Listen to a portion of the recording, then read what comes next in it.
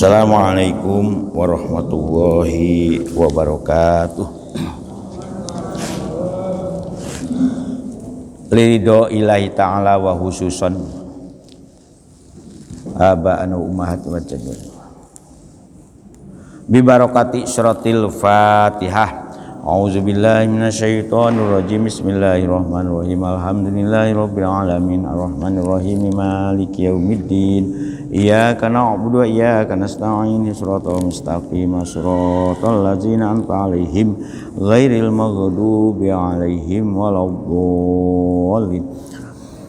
Bismillah, alhamdulillah, la haula wala quwata illa billah, asyhadu alla ilaha illallah wahdahu la syarikalah wa asyhadu anna sayyidana Muhammadan abduhu wa rasuluhu la nabiyya ba'dah. Allahumma ya muqallibal qulub tsabbit qulubana ala dinik. Allahumma iftah qulubana ka futul arifin wan nawwir qulubana bi hidayatil yakin. Nah, monggo para ibu, para bapak, kita teruskan malih. Ini masih neruskan yang kemarin, masalah tolut. Nah, sebetulnya ini gambaran orang kalau berpegangan dengan kitab suci secara kokoh, maka orang itu akan diberi anugerah fihi sakinatun mir rabbikum wa baqiyatum mimma taraka alu Musa wa alu Haruna. Kan itu ya. Nah, kita wa fihi lan ikut tetep ing dalam sunduk ya, tabut ing dalam tabut. Nah, fihi itu hi-nya kepada tabut. Nah, sakinatun utawi ketenangan, aitu tumak ninatun likulubikum. Nah, jenis tabut itu simbol. Nah, dari kitab Taurat, simbol dari kotak kan, yang isinya itu kitab Taurat yang yang masih dalam kategori orsinil gitu loh. Sehingga gambaran peti itu gambaran di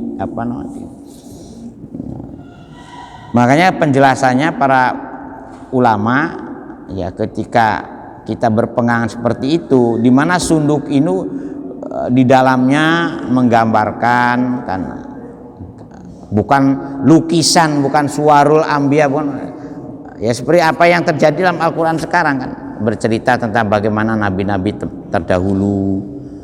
Anzalahu Allahu ala adama wastamarra ilaihim. Nah, jadi ya mulai Nabi Adam, jadi kitab-kitab terdahulu pun, artinya sebelum Al-Quran pun dulu itu ya juga menjelaskan bagaimana para nabi ya di dalam, karena Taurat itu kan Nabi Musa itu kan kelanjutan dari nabi-nabi kurang lebih 22 rasul sebelumnya kan, setelah Nabi Musa, Nabi Isa, Kangjeng Nabi Muhammad sallallahu alaihi wasallam. Jadi menggambarkan 22 rasul sebelum Nabi Musa, itu dia juga dijelaskan. Jadi kitab suci ini, nah, itu ceritanya begitu. Nah, itu gambarannya ketika tabut itu selalu dibawa kemana-mana oleh umatnya, oleh yang percaya dengan itu, wastamaru ilahim pagolabat sumul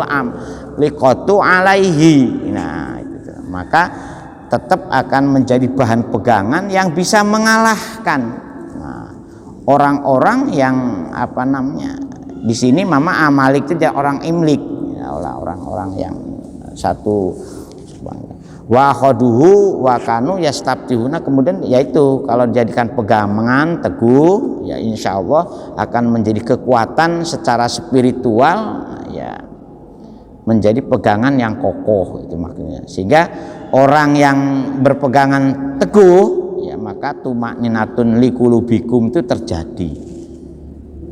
Seperti dalam Al-Quran sendiri kan ada ayat wa nunazzilu minal Qur'an ma huwa syifaa wa jadi tombo, syifa itu tombo. Ada yang mengatakan ya tombo hati maupun tombo fisik. Makanya kan ada sakit, wacana patihah.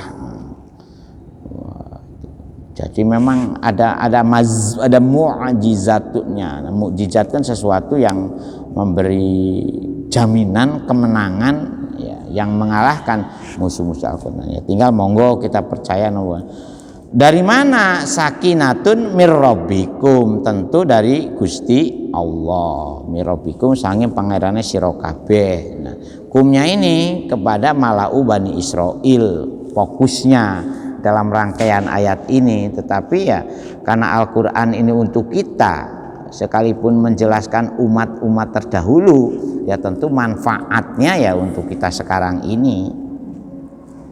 Wa baqiyatum mimma taraka ahlu Musa wa ahlu Haruna, ya.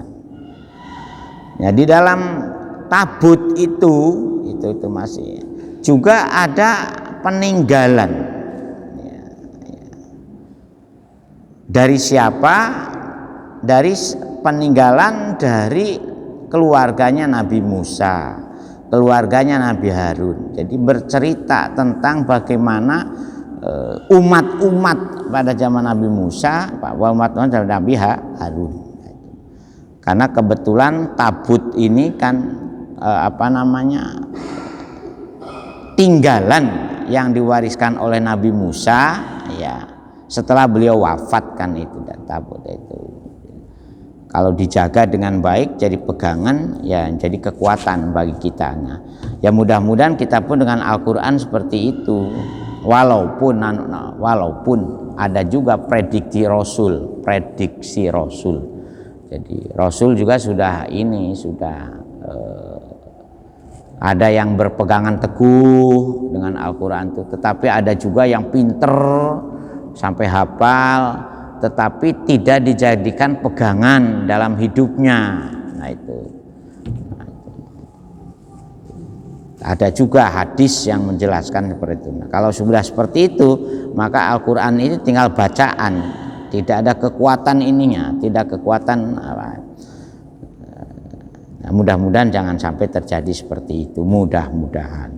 Nah, apa saja contohnya tinggalan Nabi Musa ini?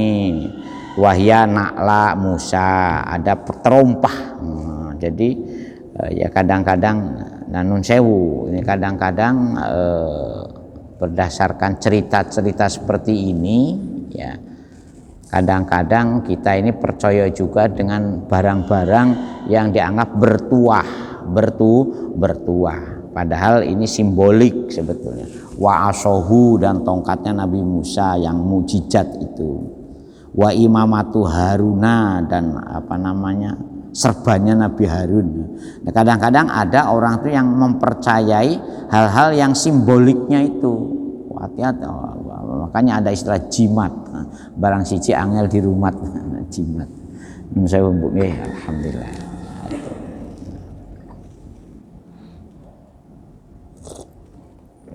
Alhamdulillah. Nah, padahal itu sebetulnya simbolik ya, hanya untuk memberi gambaran ada kan. Jadi barang-barang magic jar atau magicom kan masih ono ta bos sing percaya ono kol buntet, ada kul buntet, ada itu ada macam-macam. Ya betulnya ada memang itunya itu, tapi hati-hati itu bangsa jin itunya, pada itunya itu kekuatan barang-barang jimat itu yang sing banyak bangsa jin yang menggoda keimanan kita untuk mengaburkan keyakinan kepada Allahus Somad. Nah, hati-hati loh, pusoko macam-macam, keris luk itu luk songo. Walaupun memang itu juga memang hasil kreasi budaya. Nah, Islam itu tidak mengajarkan kita ini percaya dengan barang-barang begitu, yaitu seperti Al-Qur'an. Ono sing dijadikan ayat-ayat tertentu dijadikan jimat, dibuntel sama sama kain putih, bahkan ditaruh di sabuk. Memang ada ilmu hikmah itu ada. Tetapi ini kan sebetulnya ini kan hanya gambaran. Kalau kitab suci itu bukan pada nilai-nilai simbolik magicnya itu, tetapi pada nilai esensi dari isi Al-Qur'annya kalau dijadikan pegangan teguh, dipraktekkan apa yang menjadi perintahnya, ya insya Allah akan menjadi kekuatan yang luar biasa. Juga sering saya sampaikan, memang ada kitab perdukunan itu ada permajikan. Nah, di mana tinggalan Nabi Musa, tinggalannya keluarga Harun, contohnya seperti di sini gambarkan serbanya Nabi Harun. Kemudian juga waqafirun minal manni, ada semacam dari burung itu. Dulu ada mana wasalwa itu. Dijadikan semai. Tapi tujuannya tidak dijadikan untuk jimat, hanya untuk membuktikan bahwa ada benda-benda sejarah ya yang diwarisi oleh para nabi terdahulu. Nah, wa baqiyatum mimma taraka alu Musa wa alu Harun itu tahmiluhul malaikah. Nah, tahmiluhu gowo ing tabut. Nah, sopo al malaikatu malaikat. Jadi dari dulu sampai Kanjeng Nabi Muhammad sebetulnya yang menyampaikan Al-Quran, yang menyampaikan Jabur, yang menyampaikan Taurat, yang menyampaikan Injil juga melalui malaikat Jibril. Jadi yang mendatangkannya itu halun min fa'ilin ya'ti yakum, yang mendatangkan kitab suci dari Gusti Allah kepada para rasul itu ya melalui malaikat Jibril. Jadi tahmiluhul malaika itu simbol dari penyampaian kitab suci dari Gusti Allah kepada rasul itu melalui malaikat. Termasuk di sini tabut. Tabut itu simbol dari kitab Taurat. Nah itu. Inna fi zalika la ayatal lakum in kuntum mu'minin. Inna fi zalika, inna sungguh satuhune iku fi zalika ing kono mengkono cerita tentang ya ayat yakumut tabut, yaitu cerita tentang bagaimana Gusti Allah memberi tanda ya sebagai bukti bagaimana Tolut dan bagaimana Nabi Samuel, nah kan Nabi Samuel itu, untuk menjelaskan tentang keistimewaan kekuasaan Allah Subhanahu wa Ta'ala. Jadi zalika kembalinya itu inna dari ayat yakumut tabut itu ke sana. Jadi kalau tidak dibantu oleh para mufasir ya, isim isyarat ini kembalinya kemana? Aidnya itu ada isim domir, isim isyarat itu mesti ada aidnya, ada kembalinya kemana. La ayatan sungguh, inna dan la lagi. Inna itu sudah mengatakan satu hune, sungguh-sungguh cerita yang menjelaskan tentang bagaimana umat Bani Israel nah itu diberi pegangan dengan Taurat setelah wafat Nabi Musa pun. Kalau Taurat itu dijaga secara orisinil, secara asli, dipertahankan keasliannya, maka akan menjadi kekuatan yang luar biasa. Sehingga nah ini dihadapkan ke dalam berperang pun insya Allah tidak akan kalah kalau betul berpegangan.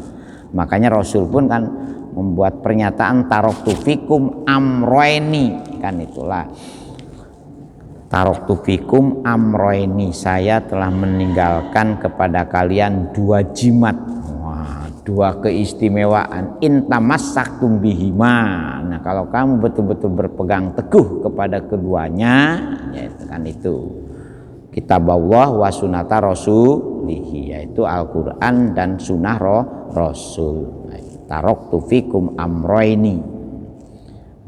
Makanya monggo kita pelajari nanti hadisnya juga ya. Inna fi zalika la ayatal lakum, la ayatan sungguh yang demikian itu cerita tentang bagaimana tabut ya. Itu tanda sebagai ayat itu tanda keistimewaan dari Allah Subhanahu wa ta'ala yang ada manfaatnya ing atase sira kabeh, terutama ala mulkihi, tanda keistimewaan kanggo keratuanipun Talut. Nah itu karena dengan pegangan secara kokoh ternyata selalu menang dalam berperangnya itu kan, golabathum mul amalikatu alaihi. Nah, itu di tafsiran sebelumnya itu ing kuntum mukminin, cuman syaratnya ini garis bawah itu ing kuntum yen talamun ono sapa sira kabeh ya iku mukminin dados tiang-tiang ingkang percaya temenan. Nah, ya, cuman ya itu jadi wong mukmin ini ternyata gak gampang ya. Percaya nang Al-Qur'an, diwaos nang Al-Qur'an ning prakteke angel. Angel. Contoh kita ini mempraktekkan bismillahirrohmanirrohim mawon dalam perilaku kita angel. Bagaimana kita bersikap kasih sayang itu angel. Ya itu angel. Dengan zat yang punya nama Allah dalam segala tindakan kita, maka kita harus bisa mempraktekkan sifat Gusti Allah yang selalu kasih sayang itu angel. Nggih, angel. Apalagi sampai kepada alhamdulillahi rabbil alamin, untuk meniadakan apapun selain dari milik Allah itu angel. Alhamdulillah utawi sekehe puji kan iku lillahi rabbil alamin, ini pun Gusti angel. Untuk meniadakan bahwa diri kita ini tidak memiliki apa-apa, tidak pantas dipuji, tidak layak untuk dibanggakan, itu angel. Karena semuanya itu adalah lillahi rabbil alamin, itu angel. Coba jangan pernah, kadang-kadang kita ini kalau sudah sakit hati kasih sayang itu hilang, yang ada tinggal benci. Jadi Ar-Rahman Ar-Rahim itu, makanya Rasulullah memberi statement kan, kulu amrin dibalin layub dafihi bismillahirrohmanirrohim bahwa akto. Segala perbuatan baik kalau tidak diawali dengan bismillahirrohmanirrohim, disandarkan dengan kasih sayang Gusti Allah itu angel. Angel. Dengan bojone dewe kadang-kadang kasih sayang itu kalau sudah di atas 20 tahun pernikahannya koyo-koyoe hampa. Wah, sehingga cari pelampiasan yang lain kan. Nggih. Ya itu gak bener itu angel kasih sayang. Nggih jarine apa. Bakal tinggal tukaran tok karo bojone itu ono. Padahal kita ini sudah menyatakan diri apapun mestinya kasih sayang itu didahulukan. Jadi bukan hanya sifatnya Gusti Allah kamu, iya sifatnya Gusti Allah harus ditiru. Ya apa kasih sayang nang sapa wae kan. Ar-Rahman itu untuk siapa saja, babah kafir, babah muslim, babah wonge salat, babah gak salat, sama saja. Oleh Gusti Allah dikasih sayangi. Baru Rohim, fokus kepada orang-orang yang beriman, khusus kepada orang-orang yang beriman. Tapi angel mempraktekkan bismillahirrohmanirrohim itu angel. Apalagi naik ke alhamdulillahi rabbil alamin. Mboten gadah napa-napa kula niki Gusti, sajane sing gadah panjenengan. Napa mawon? Wong jasad kula mawon kula niki mboten gadah. Maka muncullah latihan namanya nafi isbat, latihan dengan la ilaha illallah. La ilaha ora ono kan itu kang wajib den sembah lan ora ono kang maujud illallah angin kejawa Gusti Allah. Angel untuk menyatakan sing ono itu sajane hakikatul wujud. Nah, makanya kita ini termasuk mungkinul wujud. Nah, kita ini makhluk yang dimungkinkan ada dan sewaktu-waktu juga akan tidak ada. Yang hakikatul wujud itu hanya Allah Subhanahu wa ta'ala, dan semuanya itu dalam genggaman Allah Subhanahu wa ta'ala, dalam al-muhit. Jadi kita ini tidak akan lepas dari genggaman Allah Subhanahu wa ta'ala. Jadi mukmin tak berat pancen untuk bisa mewujudkan, dan itu harus betul-betul diyakini di hati kita, di mana hati itu hanya tempat merasa. Hati itu kan hanya tempat merasa. Ya, makanya Rasul itu membuat pernyataan kan, ala inna fil jasadi mudghatan ida solahat solahal jasadu kullu wa ida fasadat fasadal jasadu kullu ala wahyal qalb. Makanya para ulama merumuskan iman itu apa? Tasdikun bil qalbi, iqraru bil lisan, wa af'alu bil arkan. Angel, sing paling angel itu masuk ke dalam olah hati, olah rasa. Nah itu angel. Kalau olah omong, wah gampang. Apalagi kalau mocone akeh, belajarnya temenan, sing diomong yo akeh. Propertinya banyak. Tetapi kalau yang dirasakan hati kados nopo, sing diiling-iling hati kados nopo, angel. Padahal tugasnya hati itu kalau menurut Al-Quran ya satu, hanya ingat pada Allah saja mestinya. Allazina yazkurunallaha qiyaman wa qu'udan wa ala junubihim, di mana saja, kapan saja, sedang apa saja. Tugasnya hati itu sebetulnya dzikrullah, tugasnya hati. Ojo ngangen-ngangen, nginget-nginget liyanipun Gusti Allah. Makanya la ilaha illallah kan afdhalu zikri, la ilaha illallah. Hati mestinya. Makanya dilatih illallah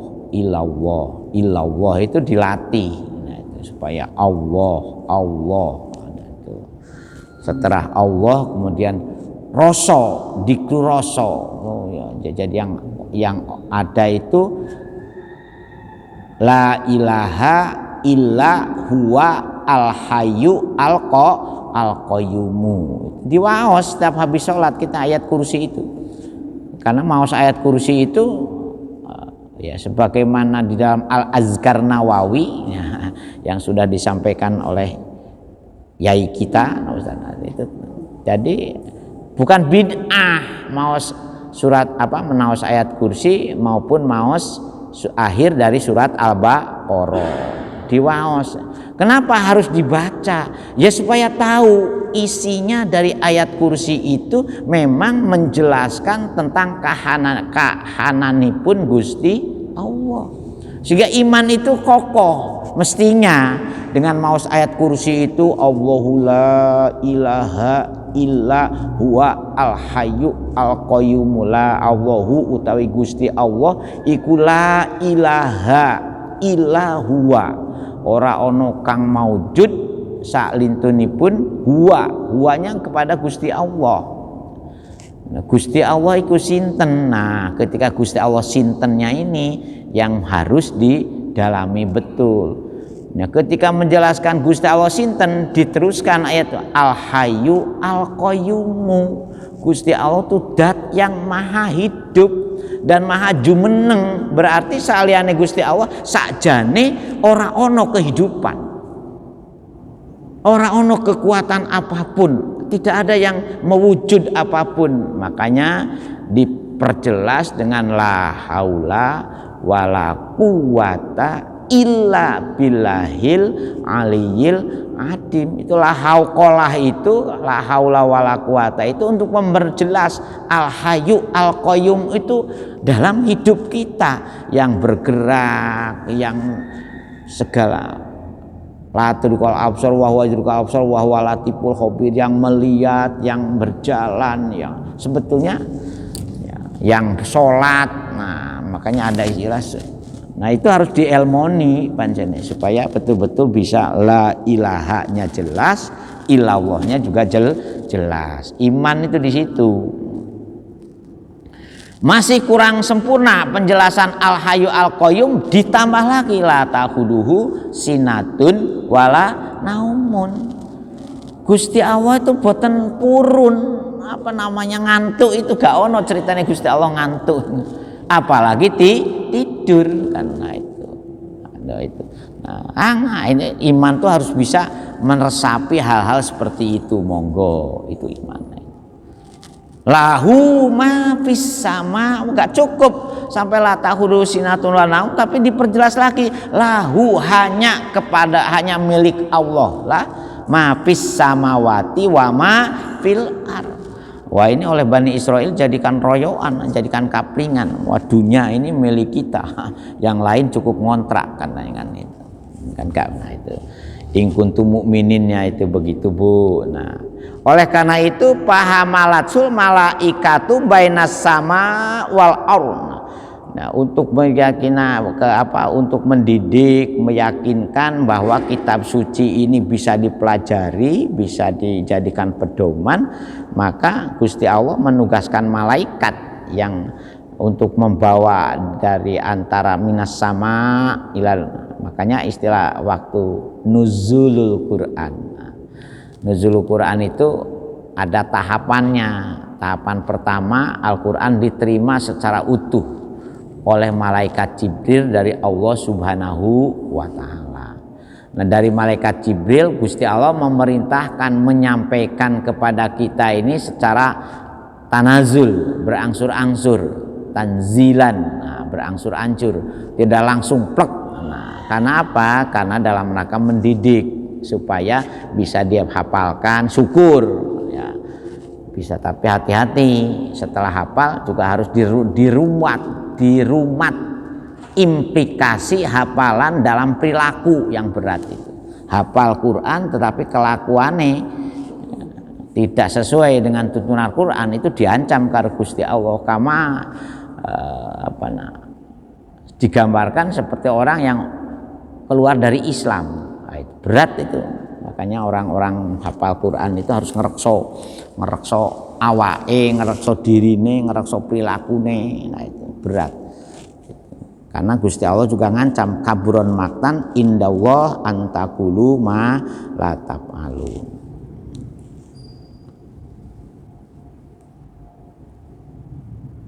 Nah, jadi sama. Jadi kitab ya dulu sebelum Al-Quran pun prosesnya juga sama itu. Jadi baina sama wal arjanata. Proses yang kedua ila sama idunya Al-Quran itu oleh malaikat Jibril. Nah, min sama idunya ila Rasulillah Muhammad sallallahu alaihi wasallam memakan waktu kurang lebih 23 tahun. Ceritanya kados ngoten. Nah, ini juga sama seperti kepada Tolut, yaitu jadi mempunyai proses. Itulah tentang iman tuh abot pancene ngopeninya. Setelah lahu mafis samawati mafir mangdaladi, terus yasmau indahu ila biiznihi. Makanya kita harus yakin apapun yang terjadi di dunia ini tidak akan lepas dari izinnya Allah Subhanahu wa ta'ala, walaupun itu dilakukan oleh bangsa demit, bangsa setan, bangsa iblis umpamanya, apa maneh bangsa manusia, tidak ada. Oleh karena itu harus nerima. Disitulah ada wabil qadari khairihi wa syarihi minallahi ta'ala. Karena Gusti Allah sedangkan ila biiznihi. Apa yang terjadi musim pandemi, jangan menyalahkan salah siapa, kemudian dari mana ini virusnya, siapa yang mengembangbiakan macam-macam. Kalau sekalipun dibuat dengan cara rekadaya model apapun, tanpa seizin Allah tidak akan terjadi. Cuman masalahnya untuk apa kita memperhatikan seperti itu? Makanya kesadaran untuk wabil qadari khairihi wa syarihi minallahi ta'ala juga harus dipelajari. Itu harus dipelajari. Amantu billahi wa malaikatihi wa kutubihi wa rusulihi ya wabil yaumil akhiri wabil qadari khairihi wa syarihi minallahi ta'ala. Jangan, wah, kenapa kamu berbuat jahat? wah kan ini kehendak Gusti Allah, karena Gusti Allah wabil qadari khairihi, api kehendak Gusti Allah jahatnya, gak gitu pemahamannya. Ada ini ngoten, itu masalah iman itu memang berat untuk makanya tidak boleh leren-leren, belajar gak boleh leren ya, gak boleh berhenti untuk selalu. Makanya Rasul kan jadidu imanakum, selalu diperbaharui imanmu itu, diperbaharui, di-upgrade terus, di-upgrade. Jadidu imanakum, di-upgrade terus ya. Jangan sampai lengah ya itu. Untuk jadi orang mukmin itu jangan sampai lengah, harus di-upgrade terus. Karena apa? Al imanu yazidu wa yanqusu. Iman itu bisa bertambah dan bisa berkurang. Rasulullah, nah indikator iman kita sedang berkurang itu. Kalau jenengan ngeresulo, iman kita ini sedang diuji berkurang itu. Jengkel ngeresulo, kamu apalagi sampai melakukan dosa besar umpamanya ya, tonggone dia. Sekarang kan sedang ngetren itu orang-orang yang tidak ngerti dosa untuk melakukan dosa besar, terutama dosa perzinahan. Sekarang ini kaya-kaya ono dosa zina itu. Selingkuh. Bahasa halusnya selingkuh. Padahal tindak lanjut dari perbuatan zina yaitu selingan indah keluarga utuh. Repot. Seling itu apa kan? Selingan indah keluarga utuh.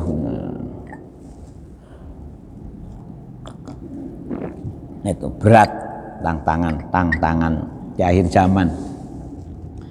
Jadi yang kedua, ujian yang paling berat itu urusan harta.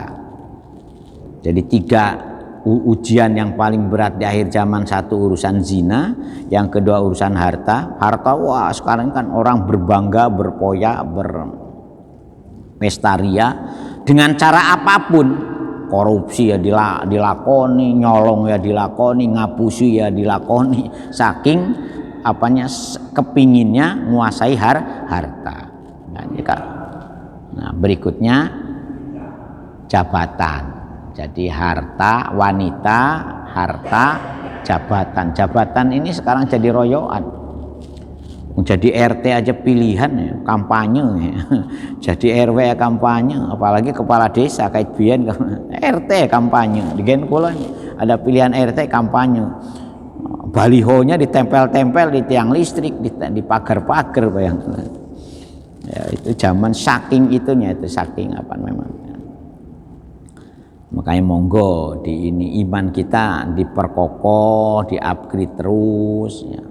Karena ila biiznihi itu mesti dengan seizin Gusti Allah. Jadi santet pun, nah itu orang nyantet itu ada kehendak Gusti Allah juga. Jadi jangan dikira apanya santet terjadi tanpa biiznihi yaitu.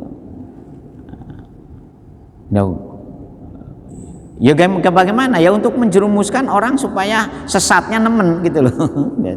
Makanya wabil qadari khairihi wa syarihi minallahi taala, tolong di ini kita monggo di elmoni saestu supaya kita bisa terhindar, bisa terselamatkan. Kuncinya ya mepet. Mepetnya bagaimana? Ya alhamdulillahi rabbil alamin, bisa mempraktekkan alhamdulillahi rabbil alamin. Tidak ada satu kejadian apapun di dunia ini tanpa seizin Allah Subhanahu. Nah, itu. Ya'lamu ma baina aydihim wa ma khalfahum, kan itu terusannya kan. Nah, itu. Ayat kursi itu luar biasa itu kalau kita pahami secara khusus ya. Jadi pahami di titeni kan. Bayangkan awalnya aja sudah Allahu la ilaha illa huwa al hayyu al qayyum. Kalau kita bisa mempraktekkan bahwa Allah yang al hayyu al qayyum dalam diri kita, ya insya Allah kita terhindar dari apapun. Karena kita sudah menjadikan Allah sebagai as-somad, tempat bergantung. Kita ini kul huwallah diwaos terus, tapi untuk mempraktekkan as-somad itu angelnya ya minta ampun. Nah, itu. Makanya namanya kalau gitu beri nama Abdus Somad saja, supaya betul-betul as-somadnya nempel terus. Makanya namanya Abdus Somad. Ya apa gitu. Monggo di ini masalah iman. Nah, ayat berikutnya falamma fasala talutu bil junudi ya. Qala inna wa mubatalikum mubtalikum itu muhtabir. Falamma fasola maka tatkala budal. Fasola itu budal, metu. Ayat kharaja tatkala ini budal sopo atau lutu yaitu Tolut. Dengan siapa Tolut berangkat? Bil junudi dengan bolo tentaranya, dengan pasukannya.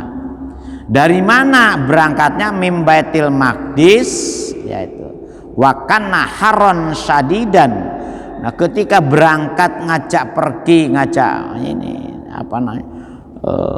Waktu itu kondisinya dalam kondisi haron syadidan, panas yang sungguh. Ya, kemudian kemana mereka akan pergi diuji ya, watolabu lan podo nyuprih sopo si Bani Israil, yaitu minhu saking minta, nyuprih itu disebut minta, minhu itu kepada Tolut. Nyuwun apa? Ya tentu ketika panas yang sungguh, ketika haus yang luar biasa, yang diminta tentu air, ma'a. Nah, tetapi diuji. Kola ngendiko sopo Tolut. Nah, di sini. Nah, itu kan Tolut. Nah, ini kembali ke inna wa satune Gusti Allah iku mubatalikum, bakal nguji, bakal nyubo kepada kalian. Ay mukhtabirukum, tegasnya nyubo, nguji dengan apa? Binaharin, dengan melalui sungai ya. Jadi pergi ngajak kau ya. Konon ada yang mengatakan pasukannya itu banyak Pak, 70.000. Jadi Tolut dengan ke 70.000 pasukannya keluar dari Baitul Muqaddas ya. Kemudian di situ dalam kondisi yang diuji panasnya yang luar biasa, sehingga pasukan yang 70.000 itu minta untuk bagaimana Tolut mengusahakan. Itu hampir sama dengan ayat di sebelumnya ya, ketika haus bagaimana sehingga keluarlah senata asyara kan, keluarlah 12 mata air. Nah, ya di ayat sebelumnya juga sama, ini juga begitu. Bahkan ini bukan memancar dari mata air tapi melalui sungai. Cuma yaitu ketika melalui sungai ini Tolut wanti-wanti, loh ini kita diuji ya. Ya diuji dengan kondisi yang haus, dahaga, panas, terik ya, yang yang menyengat ya. Seperti sekarang konon katanya di Madinah itu suhunya sampai 47 derajat Celcius. Oh, luar biasa kan. Panas. Makanya yang jemaah haji hati-hati katanya untuk tetapi enak sekarang ini. Karena di Madinah itu hampir tidak ada tempat yang kosong kan, sudah dari bangunan ke bangunan. Yang haji panas karena gelombang pertama itu kan ke Madinah. Untuk apa namanya diuji seperti ini ya, dalam rangka ngetes. Famang syariba minhu falaisa minni. Nah ini ketika kali kita ini melalui sungai jangan langsung kemaru. Nah itu kemaru. Paman sopone wong syariba kang ngombe sapa siman minhu saking nahar falaisa mangka ora ana apa siman sapa siman ora ana iku mini saking ingsun, saking golongane ingsun, kata Nabi Tolut ini. Min i'atba'i. Jadi kamu kalau memang begitu kita pergi dari Baitul Maqdis kemudian melalui melewati sungai. Nah, sungai ini jangan karena kamu kehausan, karena kamu panas langsung kemaruk untuk minum. Nah, waman lam yat'amhu. waman lan sinten mawon lam yata'amhu yang orang ngumbe sapa si man, nah yaitu hu kepada sungai tadi ya, ayadukhu fa innahu minni, maka orang itu benar-benar lolos ujiannya, bagian dari pengikut Talut. Illa mani ghataropa gurfatam biyadi, katanya boleh kamu minum tetapi sebatas apa, satu cibuk tangan. Jadi ya jadi gurfatan biadi itu sail taman, jadi jangan langsung koyo apa namanya, koyo kebo nginum di kali ya, pakai tangan. Nah ini konon itu mendidik kita sebetulnya ketika kita dihadapkan ke dalam peluang untuk mendapatkan sesuatu yang luar biasa, jok kemaru, jok serakahnya, ambillah secukupnya, maunya seperti itu gitu loh, ambil saja secukupnya, jangan sampai. Nah, sekarang kan tidak seperti itu kita ini.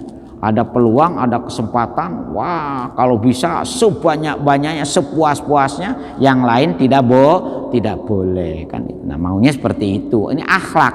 Ayat ini simbolik untuk mendidik akhlak keserakahan.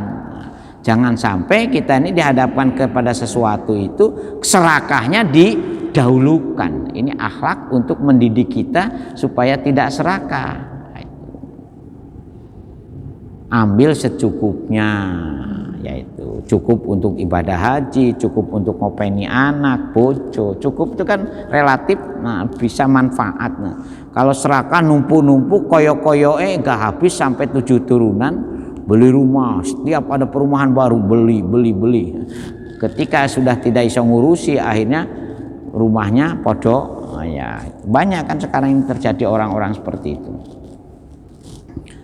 Nah itu, jadi kecuali hanya secibuk tangan, yaitu faktapa biha, secukupnya katanya, makanya faktapa biha. Walam yajid alaiha, dan tidak boleh berlebihan yang sekiranya, yaitu sebab apa?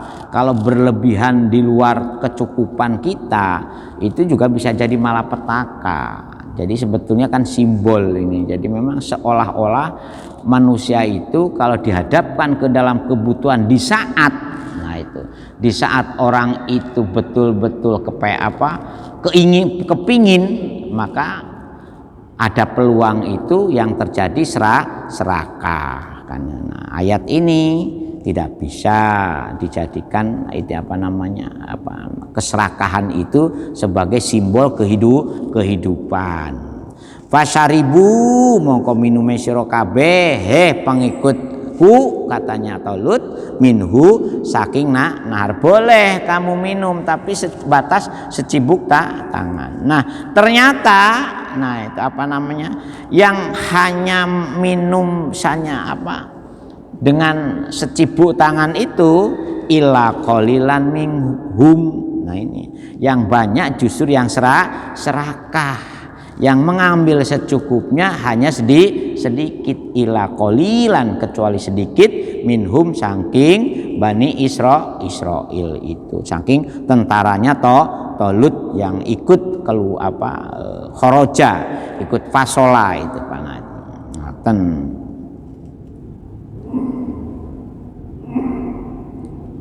Nah insya Allah minggu yang akan datang falamaza wazahu waladina amanu. Ada yang mau ini Pak? Monggo. Kalau ada yang ya, napa Pak ya? Monggo Pak ya.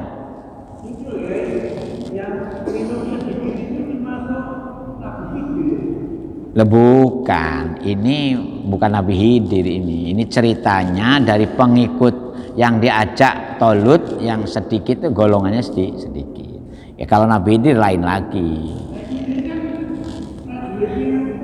Oh iya, jadi lain lagi ceritanya. Talut ini kan nama raja, ya. Nabinya Nabi Samuel kan.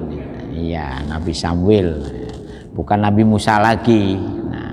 Nah, Talut ini kan tadinya diremehkan macam-macam, tetapi ternyata dia akhirnya diikuti karena Gusti Allah memberi keistimewaan dengan apa?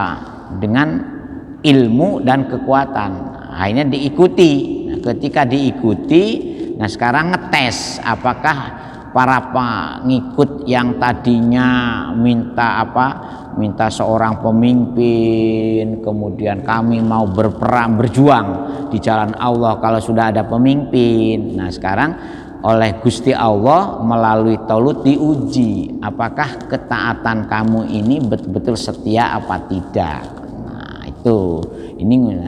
Nah itu ayat ini sebetulnya simbol, yaitu ketika kita dihadapkan kepada dunia yang seolah-olah dunia ini gemerlap untuk ya Allah, kemudian seolah-olah hidup itu selamanya ya dengan keserakahan.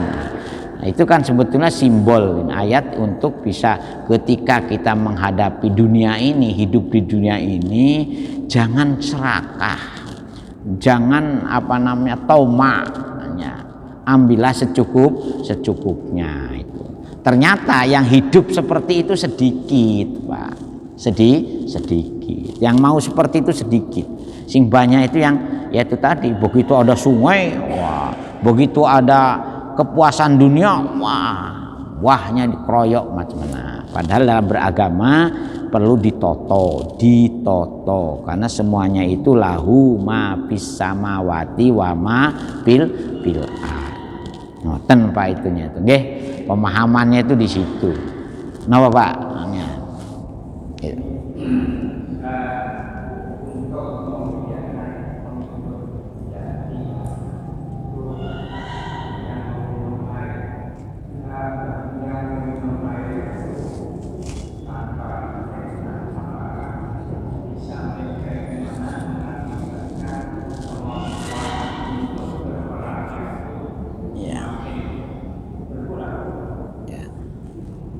Jadi sebetulnya kan ayat ini menggambarkan simbol kehidupan di dunia, di mana orang itu ketika dihadapkan ke dalam gemerlap kehidupan, maka orang terjerumus ke situ. Dan orang kadang-kadang mempraktekkan dengan cara-cara semaunya sendiri tanpa adanya bimbingan dari Allah Subhanahu wa taala. Ketika ada bimbingannya dari Gusti Allah, justru dilecehkan, kan itu masalahnya. Dan kita terbukti sekarang ini kan banyak orang yang hidup di dunia ini ya, melanggar ketentuan Gusti Allah itu lebih banyak daripada yang mengikuti tuntunan Allah Subhanahu wa taala. Itu masalah. Itu masalahnya di situ, Bapak. Jadi monggo kita ini ya waspodo lah. Di dunia itu kan hanya kepuasannya sajengkal, nikmate sak kedip. Nah, kan itu. Kalau patah jenengan tidak bisa berkedip kan sudah tidak lagi bisa menikmati dunia ini. Di luar sejengkal tidak ada lagi kepuasan. Nikmat ke dunia kan sak jengkal. Dhuwur sak jengkal, sing ngisor ya juga sak jengkal. Di balik sajengkal, hanya itu aja. Hanya oleh Gusti Allah kan maunya diberi fasilitas dunia itu dengan kasih sayangnya Gusti Allah, kita harus bisa mentasarukan, menjalankannya sesuai dengan tuntunan Allah Subhanahu wa taala. Supaya apa ya? Supaya selamat, kan itu. Maunya seperti itu. Makanya nanti setelah ayat ini, ayat tentang Talut ini, nanti Gusti Allah mengingatkan kepada kita hal-hal yang berhubungan seperti apa Gusti Allah mengajarkan kepada kita untuk tilka ayatun. Nah, itu ayatullahi ma'alaika ba'duhum mim ba'din dan seterusnya itu kan. Bagaimana kita mengikuti cara hidup sebagaimana yang dicontohkan dan dibimbing oleh para rasul, kan itu maunya seperti itu. Enak kalau seperti itu. Gitu.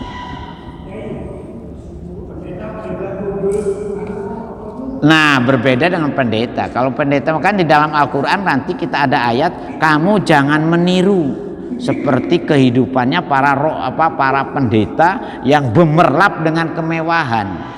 Makanya ulama-ulama kita tidak pernah memakai aksesoris ya, yang memperlihatkan bahwa itu seolah-olah dewa.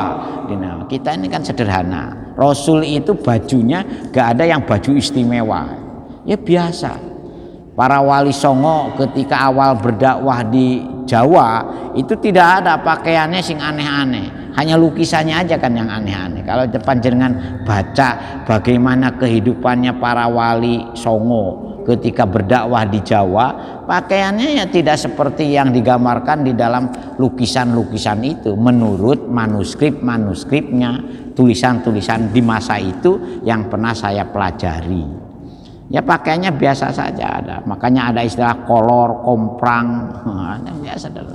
Itu ceritanya, Pak. Jadi tidak memperlihatkan kehidupan yang gemerlap seolah-olah pemuja dunia, tidak. Kita ini betul-betul dihadapkan kepada hidup yang sederhana. Nah, di dalam surat apa itu nanti? Dalam surat Ali Imran juga ada. Insya Allah nanti kalau tentang bagaimana kita tidak boleh meniru cara hidupnya rohbaniyun, ada istilah rohbaniyun. Al-Fatihah. Auzubillahi minasyaitonir rajim. Iyyaka na'budu wa iyyaka nasta'in.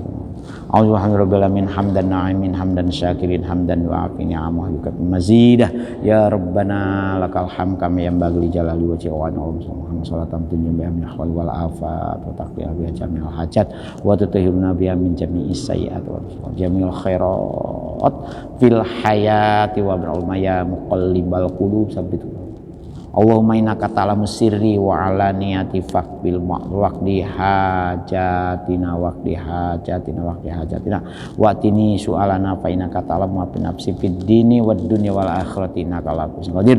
Allahumma ja'alna ahlana wa auladana wa talamidana min ahlil ilmi wa ahlil khair la taj'alna wa iyyahum min rabbana zalamna anfusana wa illam taghfir rabbana atina fid dunya hasanah wa fil akhirati hasanah wa qina azabannar wa qina adzabannar. Subhana rabbika rabbil izzati amma yasifun wa salamun al mursalin walhamdulillah. Sekurang-kurangnya pangapunten ihdinas siratal mustaqim. Assalamualaikum warahmatullahi wabarakatuh.